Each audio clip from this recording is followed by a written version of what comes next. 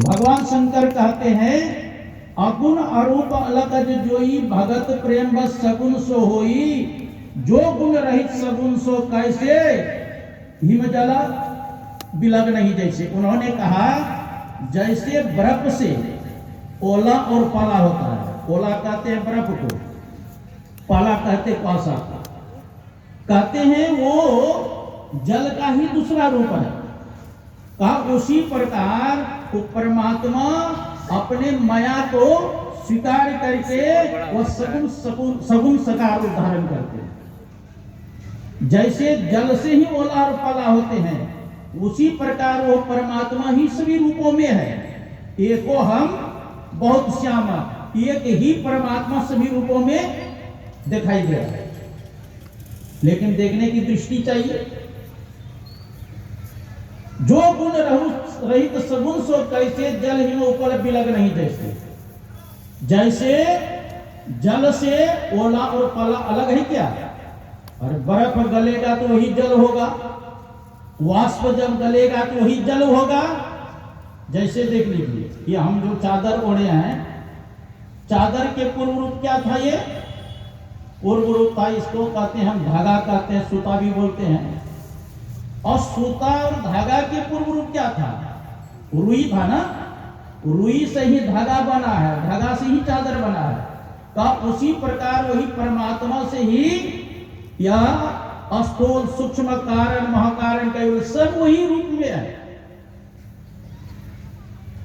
भागवत में चतुर्श्लोकी भागवत है, उसमें भगवान कहते हैं अहमेवा समेवाग्रे नान्यत परम पश्चात हम यदे तच्च योग शिष्य सुस्म्य।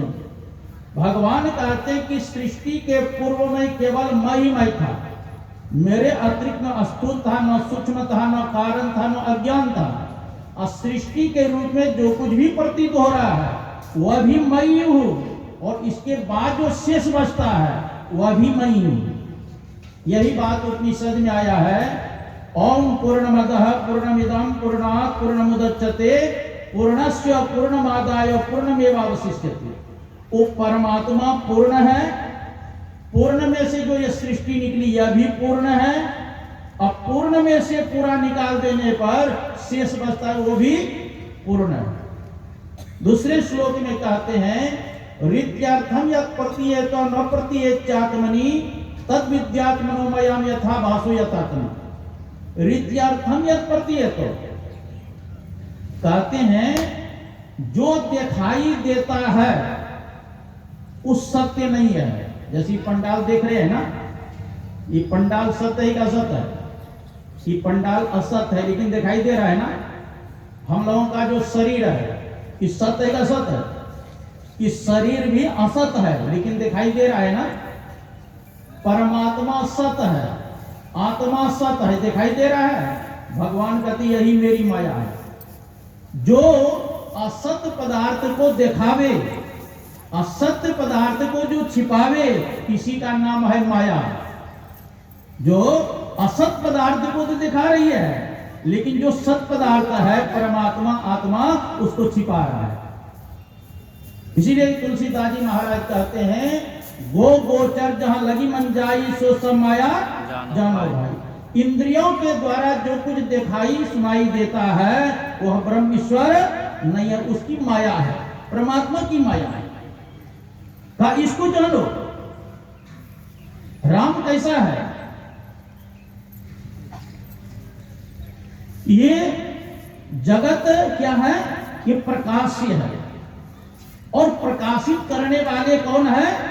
वो परमात्मा है। जगत प्रकाश्य प्रकाशक रामु माया धीश ज्ञान गुण धामु। ये दृश्य संसार क्या है? ये प्रकाश्य है, और इनका प्रकाशक कौन है? परमात्मा। जैसे हम लोगों का आंख है, आंख में अपने देखने की शक्ति है, ये खोल है, ये प्रकाश्य है। कान क्या है? अपना सुनने की शक्ति नहीं है, ये चेतन के शक्ति से आंख देखता है, चेतन के शक्ति से कान सुनता है, चेतन के शक्ति से नाम सुनता है, चेतन के शक्ति से ही जिह्वा रसास्वादन करती है, और चेतन के शक्ति से ही त्वचा स्पर्श का काम करता है। चेतन के शक्ति से, और उस चेतन में चेतन प्रदान करने वाले कौन है? वो परमपिता परमात्मा का, उसको जानो। हम लोग हरिद्वार में या ऋषिकेश में जब भोजन का समय होता था, वहां गीता के 15वां अध्याय का पाठ होता था।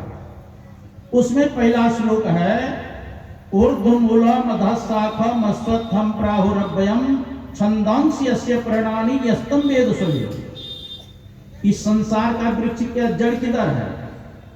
आप लोग वृक्ष देखते हैं, उसका जड़ नीचे है ना, वृक्ष का जड़ नीचे है, लेकिन संसार रूपी पीपल का जो वृक्ष है उसका जड़ किधर है? उसका जड़ है ऊपर, उल्टा।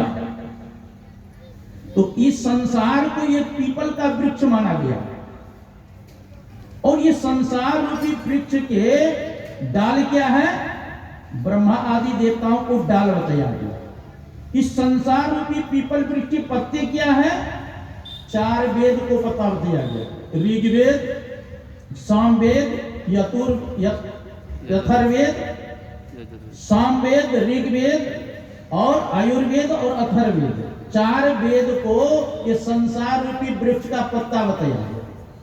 और ऊपर में कपोल कपोल रहता है ना, कोमल पत्ता, 5 विषय को कपोल बताया गया है, रूप, रस, गंध, स्पर्श, शब्द। और संसार रूपी वृक्ष का जड़ कौन है? कहा जड़ है वो परमपिता परमात्मा। कहा संसार रूपी जड़ को, मूल को जो जान लिया वह वेद के तात्पर्य को जानने वाला है, और वही वेदज्ञ है। दरअसल में वही वेद को जाना है। तो संसार रूपी वृक्ष का जड़ मूल कौन है? परमपिता परमात्मा। अगर उसको जान लिया तब तो सब कुछ जान लिया, अगर उसको नहीं जाना तो कुछ भी नहीं जाना। यही उपनिषद में भी पाठ आया, इहि चेद वेद दत्त सत्यम अस्ति न चेद यहा वेदिन महति विनष्टि भूतेषु भूतेषु चित्त धीरा प्रत्यास्मा लोकास्मृता भवन्ति।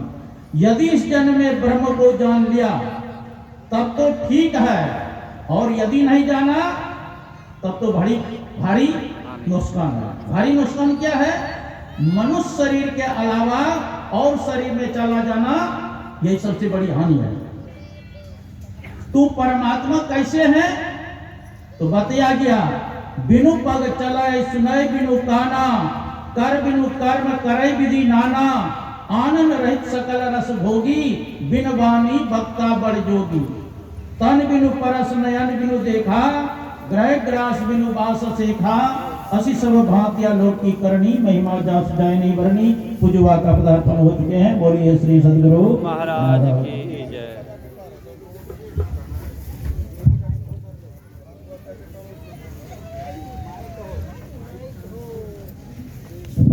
श्री सदगुरु महाराज की जय। जय गुरुदेव, जय गुरुदेव, जय गुरुदेव, जय जय गुरुदेव, जय गुरुदेव। अपने आराध्य को नमन करते हुए जय गुरुदेव, जय जय गुरुदेव, जय गुरुदेव, जय गुरुदेव, जय गुरुदेव, जय जय गुरुदेव, जय गुरुदेव, जय गुरुदेव, जय गुरुदेव, जय जय गुरुदेव।